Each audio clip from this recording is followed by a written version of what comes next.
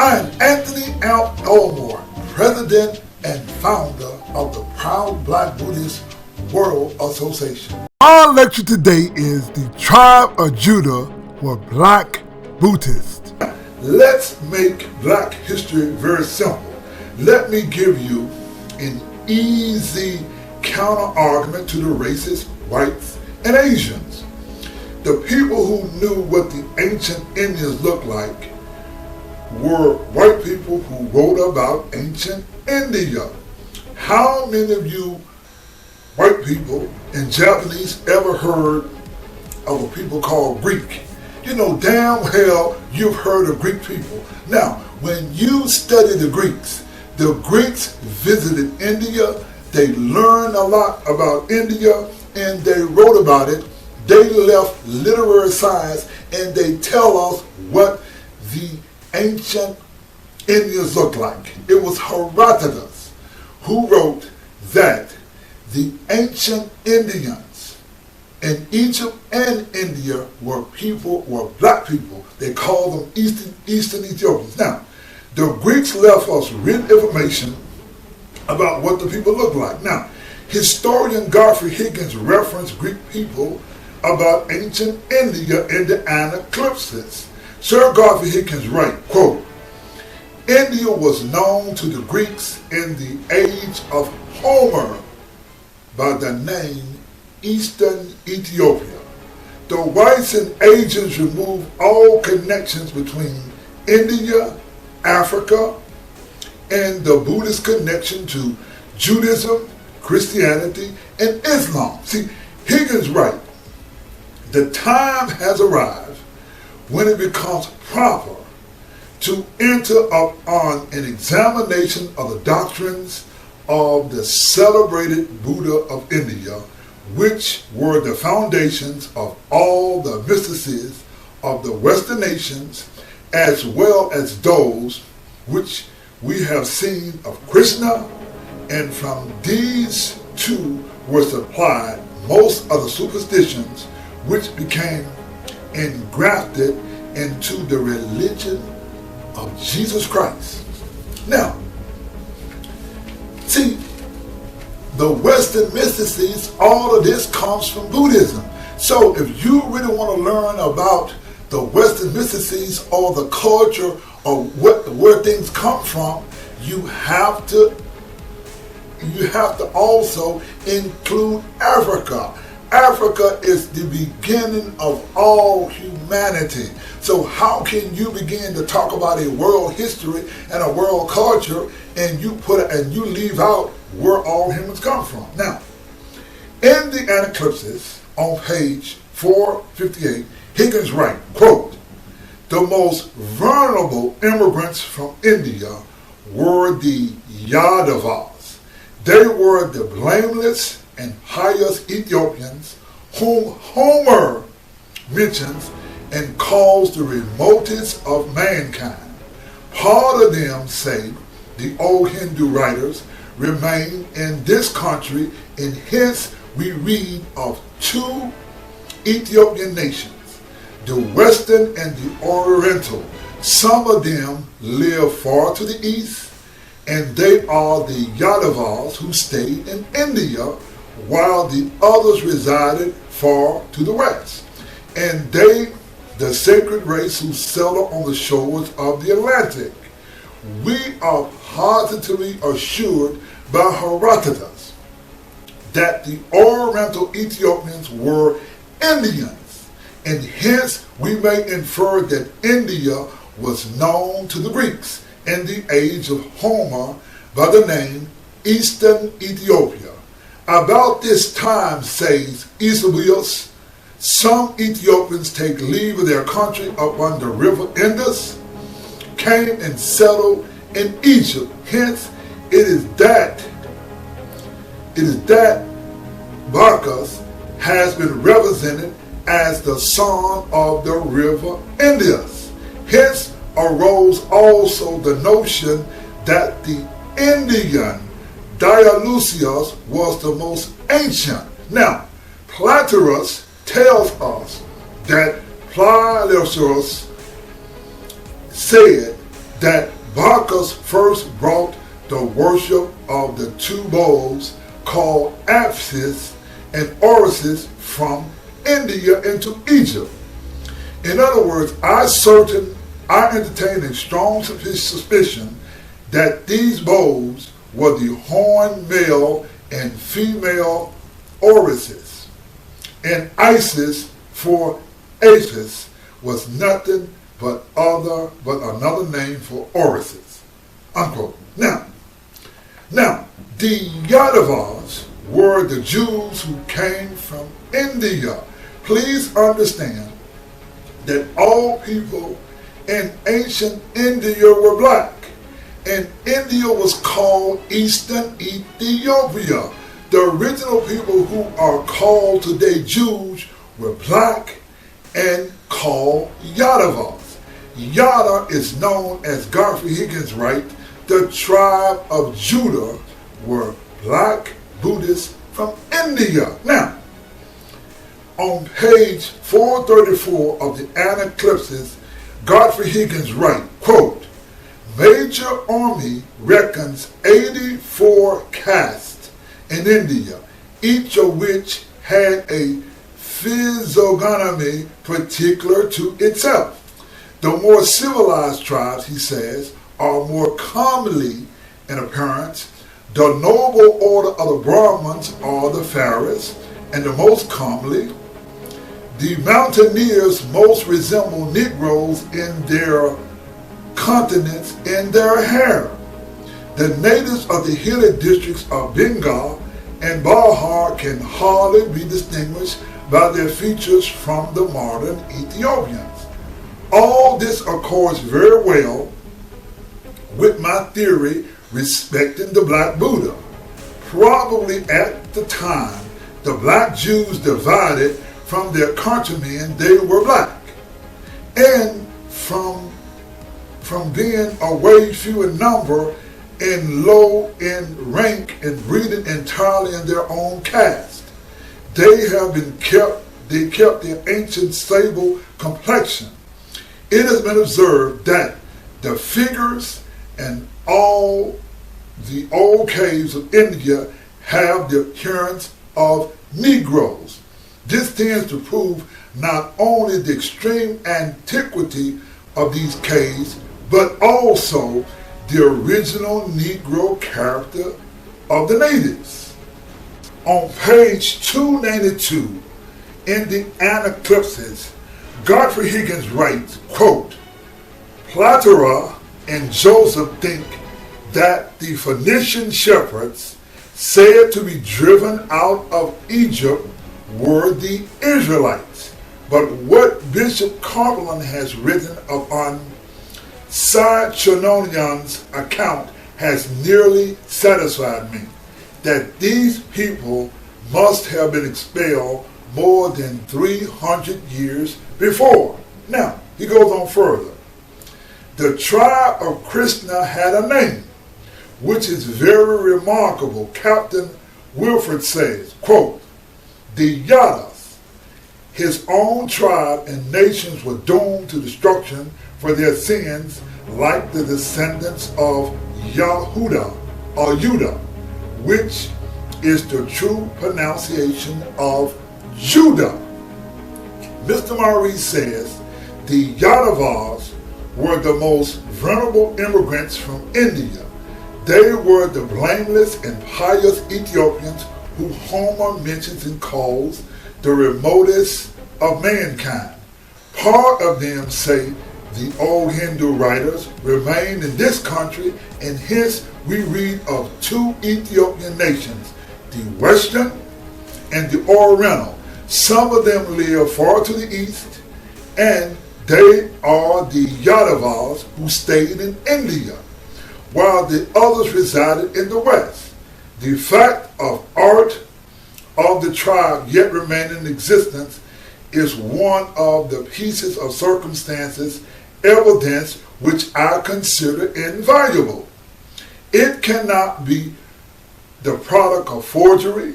It couples very well with the two Scythians, two Neros, and It is on circumstances of this kind that I ground my system. They surpass all written evidence, for they cannot have been forged.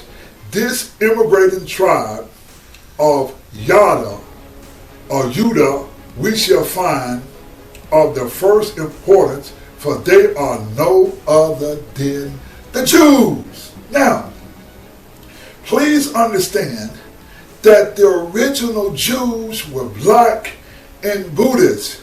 Herodotus writes, Nero was the cradle of the Gymnosophists. Now, on page 435 in the Anaclipsis, it reads, another reason for the continuance of the dark complexion of the Jews and their marked national character is to be found in their ancient law, which forbade them from marrying out of their own tribe. The law was long anterior to Moses and was only reenacted by him. We have perhaps the first appearance of it in the esoteric history of Jacob and Esau, and he was excluded that his children might not inherit. The same thing happened to Moses, who married an Ethiopian woman, as I have pointed out, and therefore his children did not inherit, but the supreme power and the priesthood descended to the sons of Aaron, his nephews, unquote. See, Higgins going further. The Jews as a race are very handsome. They take after their ancestor Krishna. Nothing is more easy than to distinguish a thoroughbred Jew or Jewishness. It is very greatly to the honor of the Jewish matrons their family and likeness or nationality peculiarity should have continued so long. Now, on page 399 of the Anaclipsis, Godfrey Higgins writes, from the accounts of Dr. Buchanan of the black tribes, some of them having pentateuch and others not having them. Those who have them having obtained them from the white tribes. It seems probable that they are indebted for them solely to the white tribes.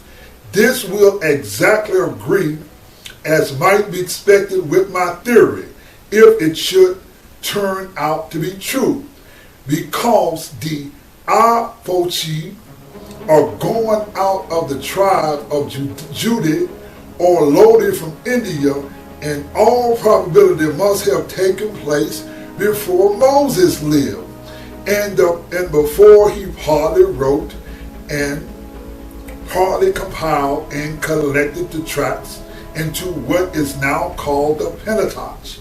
In all probability, the first books of Genesis was brought from India with the tribe with Abraham or the Brahmans. Now, Eusebius in his Chronicon says that Ethiopians coming from the Indus or Black River settled near Egypt.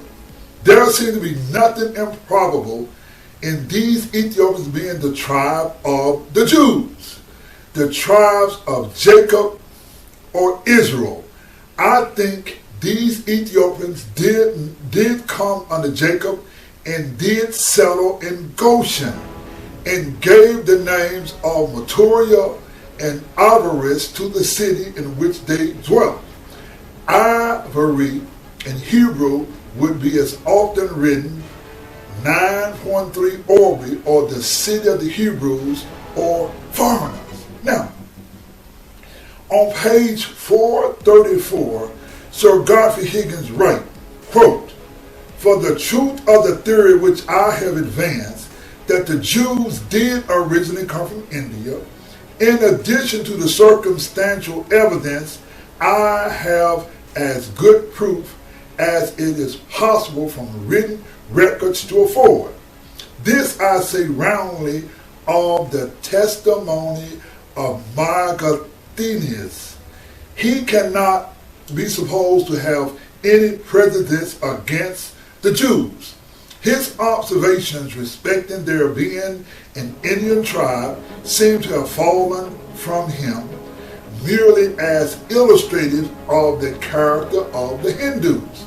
The Hindus were the object of the book, not the Jews. He had no interested motive to induce him into misrepresent or to deceive, and the priests cannot here set up even their high-neck argument of hatred of the Jews to account for or obliterate anything which is unfavorable to them, as his assertion is merely confirmatory of Moses' narrative that they come from the east, and in phrase of them in their system. The passage which I have noticed before, where he observes that the Indians and Jews were the only people who had a true idea of chronology and the nature of the creation of the world, is very striking when coupled with what I have just laid before the reader. It all tends strongly to prove the close connection between the Indians and the Jews. Now, at this point in our lecture, those of you who are members of the Proud Black Buddhist World Association, please understand that Mahayana Buddhism is the time in history whereas Buddhism was separated by race, culture, and language. They taught a Buddhism that extricated all black history and language. In common sense terms, our Japanese teachers promote a culture of ignorance that leaves off the almost entire world, and they teach a Buddhism that not only notes Asian history, such a teaches a culture of ignorance. Now, on page 434 of the Anaclypsis, Sir Godfrey Higgins mentions the historical figure of Megasthenes. Megasthenes, the ancient Greek, lived about 350 to 290 BC, was the Greek ethnographer and explorer in the Hellenistic period, author of the work called the Indica. He was born in Asia Minor, that's modern-day Turkey, and became an ambassador of Seleucus, one of Seleucid dynasty, possibly to Chandragupta Maurya and Pataliputra, India. However, the exact date of his embassy is uncertain. Scholars place it before 298 BC, the date of Chandragupta's death. Now, in the work called the Indica, he mentions Krishna. The Krishna at the same time were non-Brahman or Buddhist who were kicked out of India. Certainly they were Jewish, but they were also Buddhist. Now, Godfrey Higgins in the Anaclypsis on page 387 says, Christians and Jews find no difficulty in accounting for the insulated state or the singularity of the Jews, to which allusion was made in the last section. They will say the Israelites were singular because they were the elect of God, God's chosen people. But philosophers will not be so easily satisfied, and perhaps they may reply that this is an assumption made by the priests or almost every nation in its turn. A wish may also exist on their parts to discover the cause of this singularity combined with the general family likenesses, which, notwithstanding the peculiarity, may be perceived in their ceremonies and doctrines to those of other nations. This wish for cause I shall now proceed to show may be found in the probable fact that they were a tribe of Hindu or Persian nomads or shepherds. For withstanding a tribe, they certainly were one of the sects of the Hindu religion after it divided into two. In other words, those of Linga and Lani, or Buddha and Krishna, or perhaps the sect of Linga after the separation, but before the reunion of the two. Thus, they were followers of the god Li Pati or Law, in opposition to the goddess Parvati or Venus. Astari or Astro, they were followers of the male Lo in opposition to the female Lo of Syria. For the Lo we have seen was of both sexes.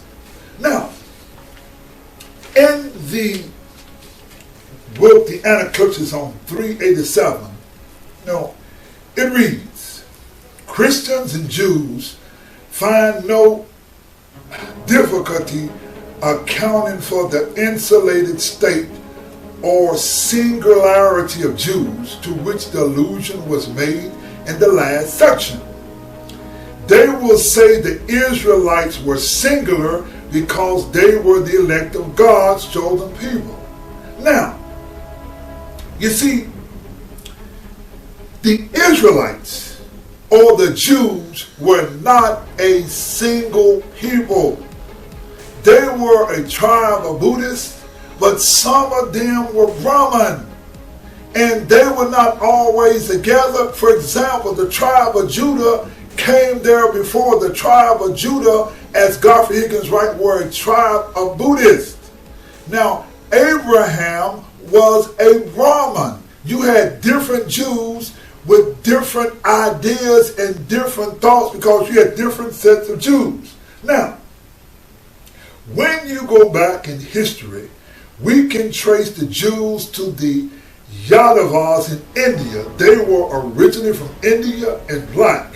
However, facts of history tells us that the Jews split up and came back together. They were the Jews of Ling and Lani, or Buddha and Krishna. The most important aspect of this Buddhist lecture, the original Jews were Black Buddhists and comes from India, get us into the proud Black Buddhist World Association out of the narrow mindset of the Nichiren Buddhism that was taught by the Japanese teachers. See, our Japanese teachers teach Mahayana Buddhism, a Buddhism that extricates all black history, culture, and language. They divide science, history, and the Lotus Sutra with their racist, myopic view of Buddhism that cuts off world history and focus only on their Asian history. See, right there in Japan, you could look at the cosmic Buddha that Emperor Shomu built in Japan, and you will see that black Buddha. But yet you got these Japanese, you got historians who will write and tell you that there were no white people in ancient India. We have archaeological, anthropological, and literary science that tells us there were no white people in ancient India, and yet you got people going around telling you that the Buddha was white when this goes against science, and they take out all the history. They take out all the culture of black people. They even disassociate Buddhism with Africa. How are you going to disassociate Buddhism with Africa? Now, Nichiren writes in the Ghost Show. The Ghost Show is called The Opening of the Eyes. And Nichiren writes, there are three types of doctrines that are to be studied. They are Confucianism, Brahmanism, and Buddhism. When we study Brahmanism, Godfrey Higgins notes that Brahmanism traveled from India to Africa. It is in Africa where the religion of the Brahmans evolved into Judaism, Christianity, and Islam. The Javanese keep you ignorant in regards to these facts because they teach a Buddhism that excludes black history and anything having to do with Africa. The Brahmins took their religion to Africa and they changed the world. Now, you have a bunch of Japanese people that don't tell you nothing about Africa, and you don't really get a world view. You only get a limited myopic view. Now, in the Anaclipsis on page 387, Godfrey Higgins writes, quote, "We are told that Terah, the father of Abraham, originally came from an eastern country called Ur of the Chaldees or Chaldees to dwell in a district of Mesopotamia. Sometime after he had dwelt there, Abraham or Abram or Brahman and his wife Sarah, Awati, left their father's family and came into Canaan. If the letter A be changed by metathesis from the end of the word Brahma to the beginning, as is often practiced in Oriental languages, we shall have correctly Abraham, or the A might be only the emphatic Chaldee article, making I the Brahman or Brahman. The word Awati in second name is now said to be merely a term of honor, like Lady Sarah. The identity of Abraham and Sarah with Brahma and Sarati was first pointed out by the Jesuits missionaries. Now, in the Anaclipsis on page 389, Higgins writes, quote, "Abraham and his family or clan probably left their country on an account of what he truly considered the corruption of religion, viz., the reconciliation or conciliation which the Brahman books say took place between the followers of Linga and those of Lani. He seems to have been the set of Linga alone. The natives with the Canaanite king priest Melchizedek, the command of Joshua and the Savior, to which only they had driven by famine. Now, and where it is evident they never were comfortable, they found the Canaanites with their Anak cities, Anna and Antach, and Lana and at Gaza, had become corrupted. They had fallen into the heresy of Babylon and the Chaldees. The marriage of their inquiry was full, and they conquered them. The Canaanites forfeited their dominions, and the Israelites seized them, and under the savior of the son of Navi, restored the temple of Melchizedek on Gershom, which was afterwards removed by David and Solomon to Jerusalem. Now, the Afro-Centric people, many are mixed up in regards to Judaism and Israelites. Some Israelites were Buddhists and some were Brahmins who had split up. The Brahmins hated the Buddhists and made their black brothers slaves or inferior. So if you are going to study about the Brahmins and the Jews, some were Buddhists and some were Brahmins. The Brahmins had the caste system, and they put their black brothers as slaves or subordinate to the light skin. We are the Proud Black Buddhist World Association, and we're the first to take Buddhism out of the culture of Japanese and Asians to bring Buddhism to the world stage. We in Nichiren Buddhism call this Kyo, or dispelling delusion. When the Japanese removed all the black history, culture, and language from Buddhism, you get a myopic view. I am Anthony Elmore, President and Founder of the Black Buddhist World Association.